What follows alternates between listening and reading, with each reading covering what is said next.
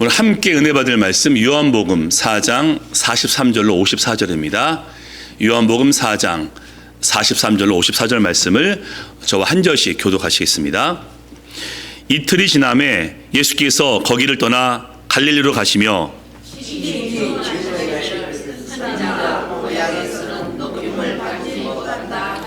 갈릴리에 이르심에 갈릴리인들이 그를 영접하니 이는 자기들도 명절에 갔다가 예수께서 명절 중 예루살렘에서 하신 모든 일을 보았음이었더라.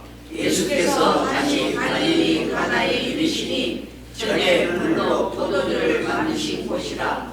왕의 신하가 있어 그의 아들이 가버나움에서 병들었더니 그 예수께서 유대로부터 갈릴리로 오셨다는 것을 듣고 가서 청하되 내려오소서 내 아들의 병을 고치소서 하니 그가 거의 죽게 되었습니다. 예수께서 이르시되 너희는 변혁과 기사를 보지 못하면 도무지 믿지 아니하리라. 신하가 이르되 주여 내 아이가 죽기 전에 내려오소서. 예수께서 이르시되 가라 내 아들이 살아있다 하시니 그 사람이 예수께서 하신 말씀을 믿고 가더니 내려가는 길에서 그 종들이 오다가 만나서 아이가 살아있다 하거늘 그 나기 시작한 때를 물은즉 어제 7시에 열기가 떨어졌나이다 하는지라. 그의 아버지가 예수께서 내 아들이 살아있다 말씀하신 그때인 줄 알고 자기와 그 온 집안이 다 믿으니라. 이것은 예수께서 유다에서 갈릴리로 오신 뒤에 행하신 두 번째 표적이니라. 아멘. 자, 이 본문 중심으로 해서 벌써 12번째입니다. 말씀으로 이끄시는 예수님 함께 나눠보겠습니다. 사랑하는 교회 가족 여러분, 오늘은 저에 관련된 가벼운 이야기로 설교를 시작할까 합니다. 이제 저를 파악하셨겠지만은 저는 손재주도 별로 없고요, 지방관리도 잘 못합니다. 그래서 수리는 고사하고 정글을 교체하고 못 받는 것도 굉장히 힘들어합니다. 그러한 제가 지난 주일 변기 뚜껑을 교체해봤습니다. 난생 처음입니다. 근데 변기 뚜껑을 제가 제거한 다음에 나사 머리가 있더라고요. 그래서 제가 막 잡아 당깁니다. 20분 동안을. 안 빠지죠. 그러다가 망치를 가져와서 나사를 치기 시작했는데 역시 움직이지 않습니다. 그래서 그러다가 변기를 깰 것 같아가지고 제가 포기하고 핸드맨에게 전화하려고 하는데 제 아내가 와서 변기 밑에 뭐가 있지 않을까? 라고 물어보게 되었고, 손을 뻗어보니까 그 밑쪽에 연결된 부위가 있더라고요. 그래서 그것을 제가 풀어서 제거한 다음에 쉽게 변기 뚜껑을 교체했습니다. 5분이면 될 일인데 제가 1시간을 씨름했습니다. 제가 그것을 경험한 다음에 이런 생각을 했습니다. 보이는 것이 전부가 아니구나. 보이지 않는 곳에도 뭐가 있구나 라는 생각을 하게 되었습니다. 여러분 그렇지 않습니까? 우리는 살아가면서 내가 보이는 것만 보려고 하고요, 보고 싶은 것만 보고 싶어 할 때가 분명히 있습니다. 믿음 또한 마찬가지죠. 믿음은 바라는 것의 실상이요 보지 않는 것의 증거인데, 우리가 보이는 것만 믿으려고 하고 내가 알고 있는 것만, 내가 믿고 있는 것만 옳다라고 여길 때가 종종 있다는 것입니다. 오늘 예수님의 12번째 이야기입니다. 지난주 어디에 계셨었죠? 사마리아. 기억나시죠? 사마리아에서 한 여인에게 복음을 증거하셨고 마을 사람들에게 복음을 증거함을 통해서 그 마을이 구원받게 됩니다. 자, 그 다음은요, 이제 이틀을 그곳에 유하시다가 이제 갈릴리로 이동하십니다. 여러분 갈릴리는 큰 구역입니다. 스테이트, 그러니까 조지아주 같은 큰 단위가 갈릴리이고, 그 갈릴리의 도시인 나사렛과 가나에 방문하시는 것이 오늘 요한복음의 본문이면서 누가복음 4장의 본문입니다. 그래서 오늘은 같은 시기에 일어났던 두 사건, 나사렛, 예수님의 고향이죠. 그 사건과 가나의 사건을 함께 다루려고 합니다. 그리고 우리에게 보이는 것이 전부가 아니라 더 중요한 것이 있음을 함께 말씀을 통해 나눠보겠습니다. 첫 번째입니다. 우리는 나만의 안경이 있습니다. 자, 말씀드린 대로 이 시기에 사마리아에 계시다가 이틀 후에 갈릴리에 오십니다. 그리고 고향인 나사렛에 방문하셨는데 어떠한 일이 벌어집니까? 자, 다음 말씀 보시겠습니다. 오늘 요한복음 말씀은요, 친히 증언하시기를 선지자가 고향에서는 높임을 받지 못한다 하셨습니다. 어떤 사건이 있었기에? 누가복음 4장 말씀인데요, 예수께서 자라나신 나사렛에 이르시다 안식일에 회당에 들어가사 성경을 읽으러 서심해 회당에 있는 자들이 이것을 듣고 다 크게 화가 나서 일어나 동네 밖으로 쫓아내어 산 낭떠러지까지 끌고 가서 밀쳐 떨어뜨리고자 하되. 고향에 갔는데 이 고향 사람들이 본인들의 안경을 쓰고 있습니다. 그리고 그 안경으로 예수님을 판단하고 정죄합니다. 어떤 안경이죠? 첫 번째는요, 구원자는, 메시아는 베들레헴에서 탄생하신다. 미가서 5장 2절 말씀이죠. 예수님은 베들레헴에서 탄생하셨는데 이 고향 사람들이 예수님의 성장을 보았기 때문에 뭔가 착각하고 있는 것입니다. 어찌 나사렛에서 선한 것이 날 수 있겠냐고 하면서 예수님을 판단합니다. 그리고 이렇게 말씀하죠. 이렇게 얘기합니다. 예수는 마리아의 아들 목수가 아니냐? 우리가 그의 형제인 야고보와 요셉과 유다와 시몬을 알고 있지 아니하느냐? 그리고 그들의 누이가 우리와 함께 있지 아니하냐라면서 예수님을 배척한지라 라고 성경은 증거하고 있습니다. 뭘 얘기하죠? 자신들의 안경으로 예수님을 평가합니다. 그리고 우리가 예수님을 알아, 그러니 예수님이 구원자일 수가 없어라고 그들이 그렇게 결정해버립니다. 두 번째 뭡니까? 유대인이 선민이야.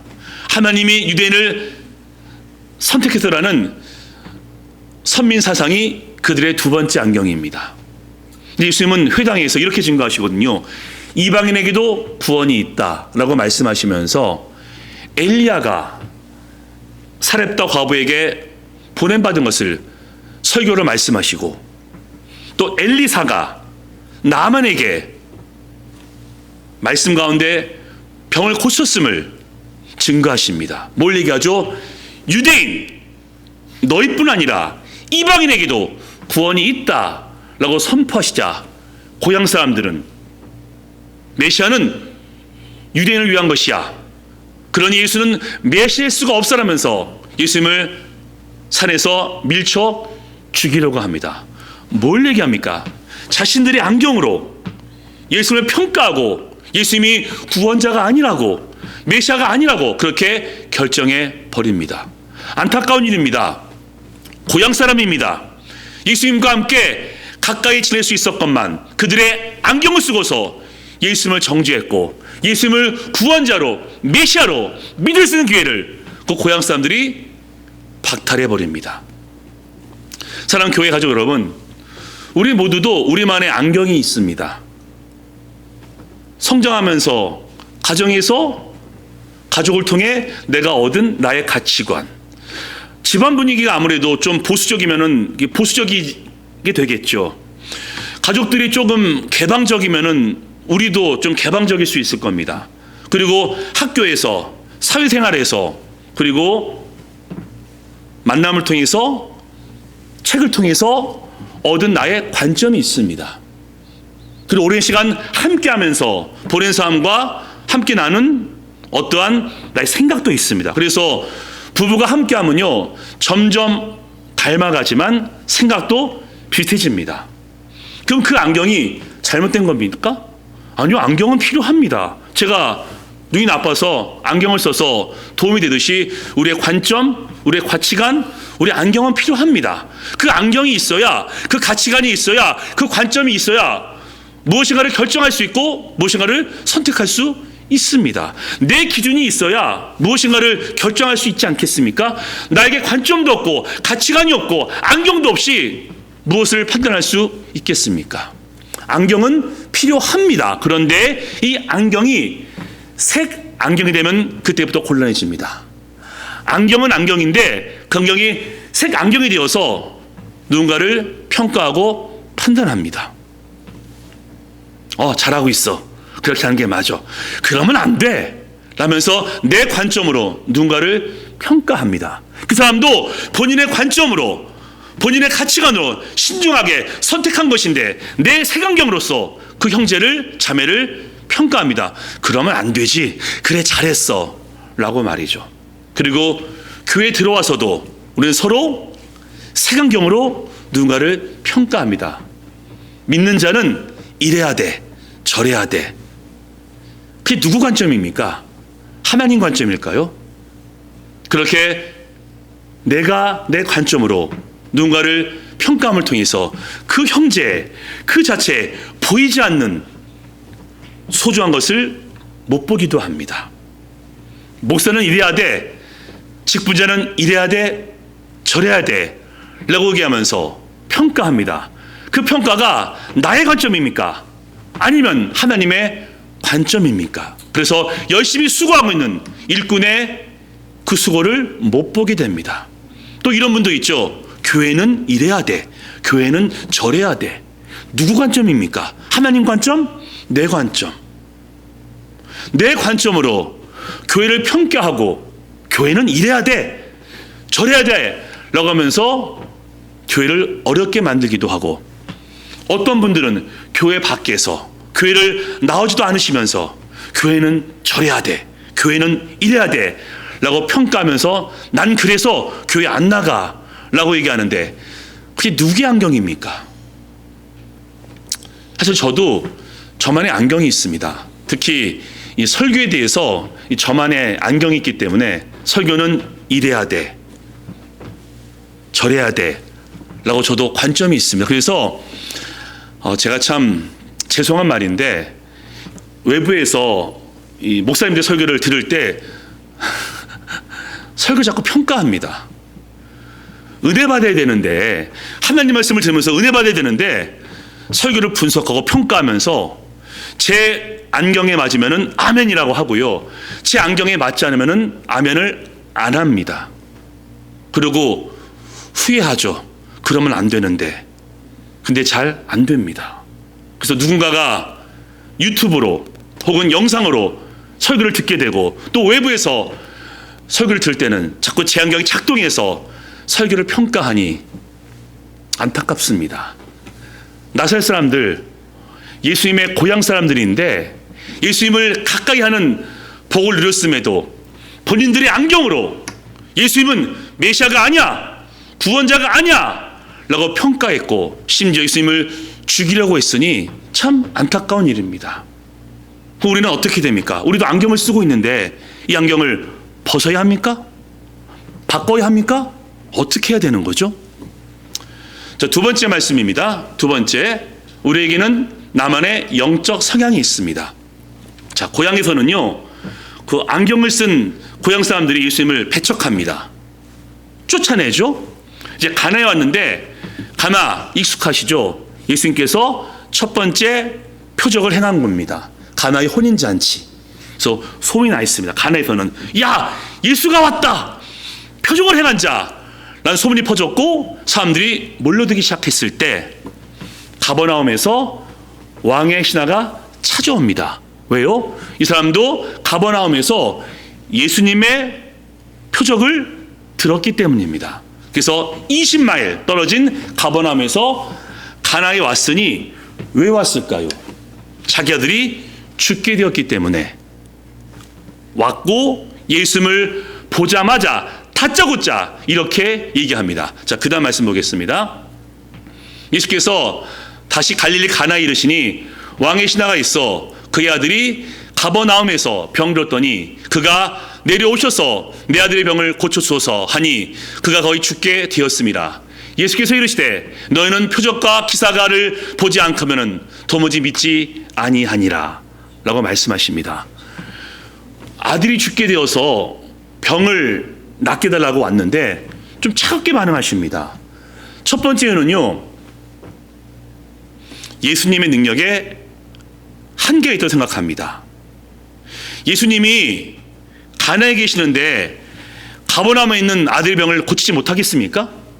근데 이 사람은 예수님이 가버나움에 같이 가서 우리 아들을 보아야 병을 낫게 할 거라고 생각합니다. 그래서 함께 가소서 라고 얘기했죠. 근데 그것은 어쩔 수 없는 부분인 것 같습니다. 이 당시 말씀만으로 병자를 고치는 분이 어디 있겠습니까? 그리고 죽을 지경인데 어찌 만나보지 않고서 병을 고칠 자가 어디 있겠습니까? 왕의 신하가 감히 생각하지 못하는 거죠. 그래서 함께 가소서라고 얘기했으니 이거는 그렇게 잘못된 부분은 아닌 것 같습니다. 근데 문제는 말씀하신 거, 너희는 표적과 기사를 보지 못하면 도무지 믿지 아니한다. 이게 어떤 의미일까요? 이 왕의 신하가 예수님을 믿은 것이 아니었고 예수님의 표적만을 믿은 겁니다. 표적을 왜 행하십니까?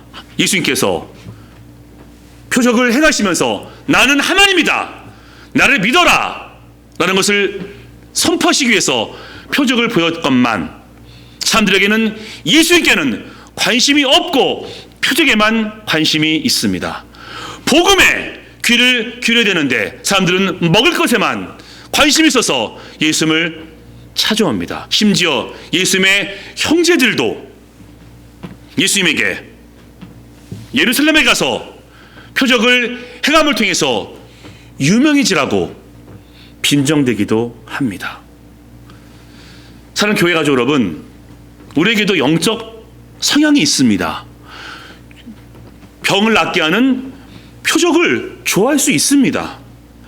말씀을 묵상하고 말씀 연구를 좋아할 수도 있고요, 뜨겁게 찬양하는 것을 내가 좋아할 수도 있습니다. 그리고 은밀하게 봉사하고 섬기는 것을 좋아할 수도 있는 거죠. 다 다른 겁니다. 다 중요하고 다 소중한 것입니다. 왜? 로마서 12장 말씀에 각각 은혜를 따라서 각각 은사를 주었노라 라고 말씀하셨기 때문에 내게 있는 영적인 성향, 표적을 좋아하든 말씀을 좋아하든 기도에 힘쓰던 봉사를 기뻐하던 다 좋은 겁니다. 근데 문제는 내 안경이 색 안경이 되어서 남을 평가하듯이 내 영적인 성향이 최고라고 착각하면서 남들한테 강요하는 겁니다. 이런 거죠. 너는 말씀은 많이 보는데 기도가 많이 부족해. 그걸 왜 본인이 평가합니까? 그게 은사입니다. 너는 기도는 참 많이 하는데 말씀 몰라 라고 평가하시면 안 됩니다. 왜? 하나님께서는 그렇게 말씀하지 않는데 우리가 어찌 감히 형제의 그 신앙생활을 평가할 수 있는 겁니까? 그리고 어떤 분은요, 어떤 봉사하고 섬기는 것을 좋아할 수 있습니다. 그건 귀한 거 아닙니까? 근데 그것을 그러면 안 돼 라고 말씀하실 수 없다는 것입니다. 우린 교회입니다. 공동체고요, 모두 스타일과 영적 성향과 기호가 다를 수 있습니다. 그 다름이 모두 모아져서 한 교회를 만드는 것인데 내게 있는 영적 성향이 가장 맞는 거야, 나를 따라와 라고 하는 것은 하나님께서 기뻐하지 않으십니다. 표적도 중요하고 말씀도 중요하고 기도도 중요하고 찬양도 섬김도 봉사도 안내도 다 중요합니다. 하나님께서 각각 은사를 주신 것처럼 각자에게 영적인 성향을 주셨사오니 우리 그것을 감사하면서 하나로 뭉쳐야 됩니다. 우리 요한복음 1장 말씀 기억나십니까? 예수님께서 요한과 안드레, 베드로, 빌립, 나다나엘을 부르셨죠. 그때 각각 다른 모습을 보신 거 기억나시죠? 예를 들어서 빌립은 직접 봐야 믿는 사람입니다. 예수님, 하나님을 보여주십시오 라고 얘기했으니까 말이죠. 그래서 빌립은 예수님께서 직접 부르십니다. 빌립아, 나를 따라오너라. 나다나엘은요, 궁금한 것이 풀려야지 인정하는 사람입니다. 그래서 예수님께서 말씀을 풀어줌을 통해서 나다나엘의 궁금증을 풀어주게 되었고 그가 예수님께로 나오게 됩니다. 우리 예수님도 우리를 각각 부르시고 각각의 은사와 영적 성향을 인정해 주시는데 우리가 나만의 영적인 색안경으로서 형제와 자매를 평가한다면 안 되겠죠. 바울도 말합니다. 내가 유대인이 되고자 함은 유대인을 얻고자 하며, 내가 율법 아래 있는 것은 율법 아래에 있는 사람을 얻고자 하며, 내가 율법이 없는 것처럼 하는 것은 율법이 없는 자를 내가 얻고자 하며, 내가 약하게 되면 약한 자를 얻고자 함이라. 내가 여러 가지 모양으로 보이는 것은 아무쪼록 많은 사람을 구원하려 함이니라 라고 말씀하고 있습니다. 우리가 그게 필요합니다. 나에게 하나님 주신 영적 은사가 있지만 우리 모두를 인정하고서 너의 것도 중요하고 내 것도 소중하고 너의 것도 소중하고 내 것도 중요하라고 인정하는 그 모습이 있기를 주님의 이름으로 축복합니다. 아멘. 그럼 우리가 정말 붙잡아야 될 가장 중요한 교훈이 뭡니까? 자, 세 번째입니다. 말씀이 먼저입니다. 말씀 읽겠습니다. 예수께서 이르시되 가라, 내 아들이 살아있다 하시니 그 사람이 예수께서 하신 말씀을 믿고 가더니 53절 그의 아버지가 예수께서 내 아들이 살아있다 말씀하신 그때인 줄 알고 자기와 그 온 집안이 다 믿으니라. 아멘. 자, 아까 왕의 신하는 어떤 사람이었죠? 표적을 좋아하는 사람. 그렇죠? 근데 지금 변화했습니다. 어떻게 해요? 말씀을 붙잡은 사람. 어떻게 할 수 있습니까? 예수님께서 병이 나았다 라고 말씀했는데 병이 난 것을 확인하지 않고 돌아갑니다. 그 말씀을 믿은 거죠. 이 사람이요, 함께 자고 있습니다. 예수님, 가버나움에 제 아들이 있으니 함께 가서 고쳐주옵소서 라고 했는데 예수님께서 말씀하시자 혼자 갑니다. 말씀을 믿었기 때문에. 표적과 기적 가운데 예수님께 나왔지만은 예수님께서 말씀하시자 그 말씀을 믿고 순종하는 자로 변화했습니다. 그리고 집에 갔더니 예수님의 말씀과 예수님의 살아계심을 믿고 집에 갔더니 아이가 이미 나아 있었고 그와 온 집안이 예수님을, 그분의 말씀을 믿게 되었더라고 우리에게 분명히 증거하고 있습니다. 예수님께서 이 시간 우리에게 말씀하십니다. 너에게 안경이 있을 수 있다. 하지만 말씀이 우선이다. 너에게 영적인 성향이 있을 수 있다. 그러나 말씀이 먼저다. 라고 말씀하고 있습니다. 그래서 도마가 예수님의 부활 후에 내가 예수님의 못 박힌 손과 옆구리를 보지 않으면 믿지 않겠다라고 했습니다. 예수님께서 나타나셨죠. 그리고 보이시면서 확인해봐라. 그리고 도마야, 보고서 믿지 말고 보지 않고 믿어라. 그런 자가 복이 있다고 하십니다. 어떤 사람들입니까? 여인들이 예수님의 부활을 보았고 증거합니다. 그 증거만을 듣고서 믿는 자가 복이 있다 말씀하시고, 우리 모두는 예수님의 십자가와 부활을 직접 보지 못했지만은 성경을 통해서, 말씀을 통해서 우리에게 들려주실 때 그 말씀을 믿었기 때문에 우리가 더 복이 있다라고 말씀하고 있는 것입니다. 사랑하는 교회 가족 여러분, 이 안경은요 그냥 내 안경입니다. 여러분, 제 안경을 여러분 쓰시면은 잘 보이시겠습니까? 어지러우실 겁니다. 내 안경은 그냥 내 관점입니다. 그리고 나의 영적인 성향도 그냥 주관적인 겁니다. 물론 하나님은 환상 가운데, 꿈 가운데 역사하시고 지금도 기적을 행하시지만 그건 나한테 해당되는 겁니다. 그것을 모든 사람에게 일반적으로 적용시킬 수 없습니다. 만약에 표적만을 구하고 기적과 환상과 꿈을 추구하게 된다면 잘못된 길로 빠질 수 있고 신비주의, 말세주의, 급기야 이단으로 빠질 수도 있습니다.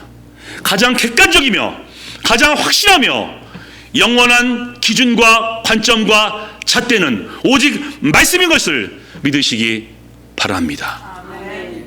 모든 성경은 하나님의 감동된 것으로 교훈과 책망과 바르게 함과 교훈하게 유익하니 이 율법책을 내 입에서 떠나지 말게 하며 그것을 주야로 묵상하여 그 가운데 기록한 대로 다 지켜 행하라. 그러면 내 길이 평탄할 것이라. 내가 형통하리라 아멘. 오직 말씀입니다. 자, 그래서 제가 한 인물을 소개하려고 합니다.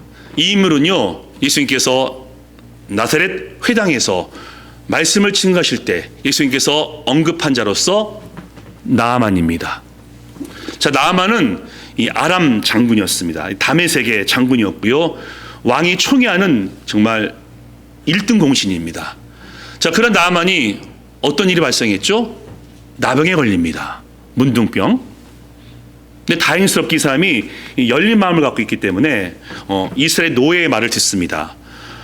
장군님, 사마리아에 엘리사가 있는데 그분을 보게 되면은 나을 수 있다라고 했고, 나아만이 사마리아까지 옵니다.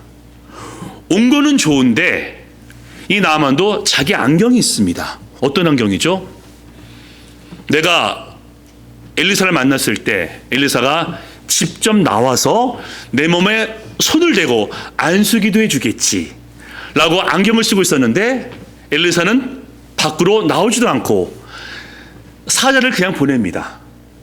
엘리사가 직접 보지 않습니다. 그래서 화가 납니다. 게다가 이 나아만도 자기 주관이 있습니다. 왜? 엘리사가 나와보지 않고서 이렇게 명령하죠. 요단강에 가서 몸을 7번 씻으라, 이렇게 명령합니다. 그때 나아만이 화가 나서 내 고향 다메섹에는 아바나와 바르발 강이 이스라엘의 모든 강보다 더 낫지 아니하냐, 내가 거기 가서 몸을 씻어 나을 수 있겠다 라면서 화가 나서 돌아가려고 합니다. 열린 마음으로 엘리사에게 왔는데 자기 안경과 자기 주관으로 엘리사의 말씀을 거역하려고 합니다. 근데 이 다음이 중요하죠. 자, 말씀 한번 보겠습니다. 말씀.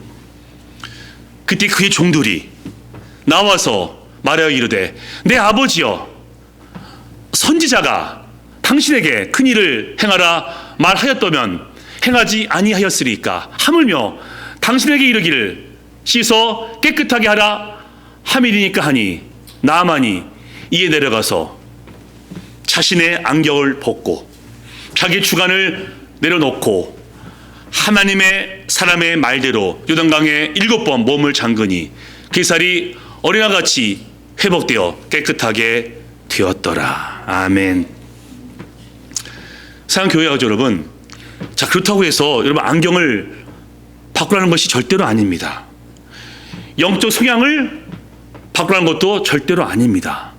그 안경과 영적 성향은 우리가 성장하면서 내가 습득한 나만의 관점이며 나만의 가치관이고 하나님이 허락해 주신 선물입니다. 대신 내 안경과 영적인 성향을 하나님 말씀으로 한번 점검해 보는 겁니다. 하나님, 제게 안경이 써져 있습니다. 제게 영적인 성향이 있는데 하나님, 주의 뜻 가운데 괜찮습니까? 라고 여쭤보는 겁니다. 그리고 나의 안경으로, 나의 영적인 성향으로 무엇인가를 결정할 수 있지만은 그보다는 하나님의 말씀으로 고민하고 선택하고 결정하는 겁니다. 우리 그리스도는 아닙니까? 하나님의 자녀. 하나님의 자녀는 내 안경과 영적 성향보다는 하나님의 말씀으로 움직이는 것이 하나님의 자녀 맞죠? 우리가 애를 쓰면서 말씀을 사모하시고 말씀을 묵상하시고 말씀을 내 가운데 품으심을 통해서 내 안경도 중요하고 내 성향도 중요하지만 그 말씀이 나를 통치하고 그 말씀이 나를 움직이도록 나의 모든 삶을 말씀으로 드려야 됩니다. 오늘 그래서 예수님은 우리를 말씀 가운데로 인도하고 있습니다. 너의 안경 내가 인정해 줄게. 너의 영적인 성향 괜찮아. 하지만 그 둘보다도 내 말씀이 먼저니 내 말씀을 듣고 내 말씀을 새기고 내 말씀에 순종해 라고 우리에게 교훈하고 있는 것이 오늘의 본문입니다. 그래서 오늘 마지막 말씀 함께 읽고 말씀을 결론 짓겠습니다. 다 같이 말씀 읽겠습니다. 자, 그 다음 말씀입니다. 시작. 풀은 마르고 꽃은 시드나 우리 하나님 말씀은 영원히 서리라. 하라. 아멘. 이제 말씀 더 깊이 묵상하시고 품으시고 따르심을 통해서 삶 가운데 하나님의 영광이 있게 되시기를 예수님의 이름으로 간절히 축원합니다. 아멘. 자, 이번 적용입니다. 자, 첫 번째 있습니다. 시작. 말씀으로 나의 안경과 영적 성향을 점검하자. 필요합니다. 두 번째 있습니다. 시작. 말씀으로 판단하고 말씀으로 결정하자. 아멘. 이제 말씀 마무리합니다. 나에게 주어진 영적 성향이 있고 안경이 있을지라도 한 번만 더 말씀으로 점검해 보시고 하나님의 뜻 가운데 순종하심을 통해 우리의 모든 삶의 현장에서 오늘 본문과 같은 하나님의 행하심이 있게 되기를 예수님의 이름으로 간절히 축원합니다. 아멘. 우리 한번 기도하시겠습니다. 우리 기도하실 때 오늘 적용하는 것처럼 나의 안경과 영적 성향이 성경적인지 한번 점검해 보시고요. 하나님의 말씀이 우리의 길의 빛이요 우리의 발의 등이 될 수 있도록 우리 시간 주의 치고 우리 말씀 붙잡고 한번 기도하겠습니다.